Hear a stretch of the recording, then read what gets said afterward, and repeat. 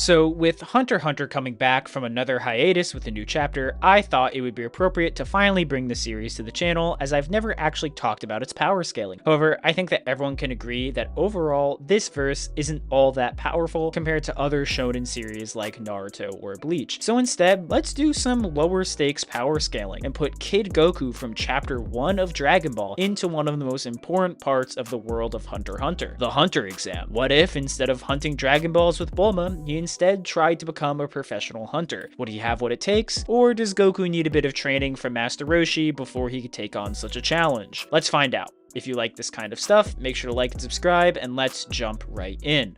First, let's go over what I mean when I say Chapter 1 Kid Goku. Just like Gon, Kurapika, and Leorio, we are putting a brand new and essentially fresh Goku without any real training in the exact scenarios that they were in during the Hunter exam. To be clear, this version of Goku is essentially the same one throughout the entire Pilaf arc, who has the power level of 10, as we know that he doesn't get any stronger until his training with Master Roshi in the following arc, where his power level skyrockets to 139. However, there are two major differences between Goku at the beginning and the end of this arc. Firstly, he does not know how to use the Kamehameha, as he has not seen it been used yet. Even if he did know how to use it, it is exceedingly weak and does less damage than his normal punches at this point. Secondly, and honestly more importantly, he does not have the Flying Nimbus, as he has not picked it up from Master Roshi yet. For those familiar with the Hunter exam, you can pretty easily figure out why this would be a nearly instant win button for Goku if he had it. With all that being said, how actually strong is this Goku? Goku at this point in the story, despite having a power level only twice that of a normal human, is exponentially stronger than any normal person on Earth. We see that even early on, he's able to split logs apart with single kicks, can shatter bricks with just his finger, and can get shot in the head without any real noticeable long-term damage. This easily puts Goku in the superhuman tier, but his feats show that these are nowhere near his limit. In his fight against Yamcha while nerfed and off his game from hunger, he gets hit by the Wolf Fang Fist that sends him flying through several pillars. This feat makes his durability easily wall level, but we can do even better. In the early chapters, Goku is shown smashing boulders apart for training, essentially pulverizing them with pure physical strength. To do this to a solid rock requires small building level attack potency, which is actually consistent as he's able to one-shot giant animals and monsters like the Bear Thief, which is also calced to building level. As for speed at this point in the story, Goku simply isn't that fast. The best feat that he has before training with Roshi is that he's able to dodge a bullet fired from launch. Even then though, this only gets him about 70% of the speed of sound, or around 240 meters per second. All other abilities and feats will cover as we go on, but now let's get to the Hunter exam.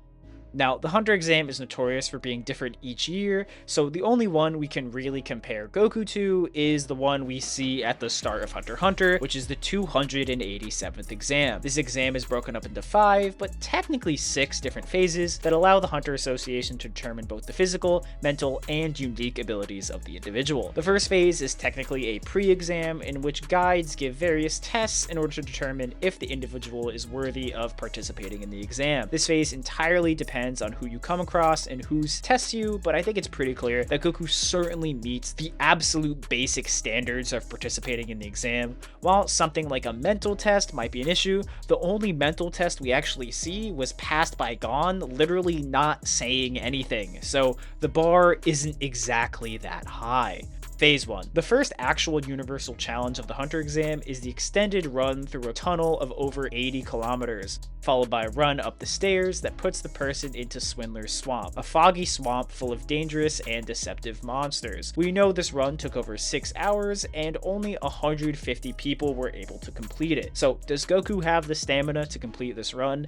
He very likely can based off of later feats, but being an edgy debater man, it's hard to prove that this exact Goku has that much stamina. But for example, Kid Goku before the 22nd World Tournament swam halfway across the planet, and even earlier versions of Goku spent 3 days straight climbing Korin Tower, meaning that he can both do the distance and can do the time, but again, these are stronger versions of Goku. I also think the fact that nameless fodder characters who scale drastically below Goku's feats are also able to complete this run likely means Goku could do it too. He also might have a way to bypass actually doing the entire run, but we'll talk about that a little bit later on. on. The swamp section also wouldn't be much of an issue for Goku. He literally grew up in a forest full of actual dinosaurs and sentient giant bears, so none of the monsters that we see in the swamp would really cause him any problems. The single biggest threat here would actually be Hisoka, as at this point, he actually starts killing other participants. However, I think Goku's strength and potential would easily stand out to Hisoka,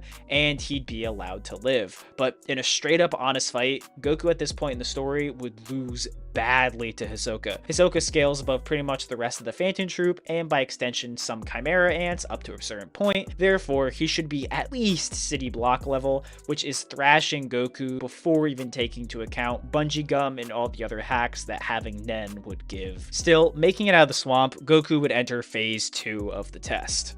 Phase 2. This is the gourmet phase of the exam, and here Goku simply has to catch and cook one of these pig creatures, which, yeah. He'd obviously fail with everyone else in the sushi portion before the actual second part of the test involving collecting eggs happens. Especially with the power pole, Goku is easily jumping in, getting an egg, and getting out with 0 difficulty. We see with the Nimbus he clearly does not have an issue with heights. Phase 3. The third phase takes place in Trick Tower, in which the participants must make it down a massive tower in a certain period of time, with the insides of the tower being filled with various traps and criminals. Now, there is a realistic way that Goku gets through and a funny way. The realistic way is that Goku works together with a team and just beats up the barely superhuman criminals with ease, essentially doing the exact same thing he did in Muscle Tower. And if for some reason they run low on time, Goku can literally just punch his way through the walls of the tower to get out, like Gon's team actually did. And again, that's something Goku did in Muscle Tower. The funny way is that he just extends the power pole all the way down and rides it to the bottom, as after all, it can extend as far as the moon if he really wants it to. This also technically would let him cheat his way through phase 1 if he really wanted to, by having it extend horizontally. Phase 4 and phase 5. Now, these two phases can essentially be combined, as they both essentially involve just fighting the other participants. And for the most part, Goku should easily be above pretty much everyone there, with the only people potentially close to him at this point being Killua and obviously Hisoka, like we talked about before. We know that Gon, Leorio, and Kurapika, after training for 2 weeks, could barely replicate the same feat that Killua did with opening the massive door of the Zoldyck estate. It's immediately after this where Gon performs his best attack potency feat of smashing apart this concrete slab, which unfortunately is only wall level.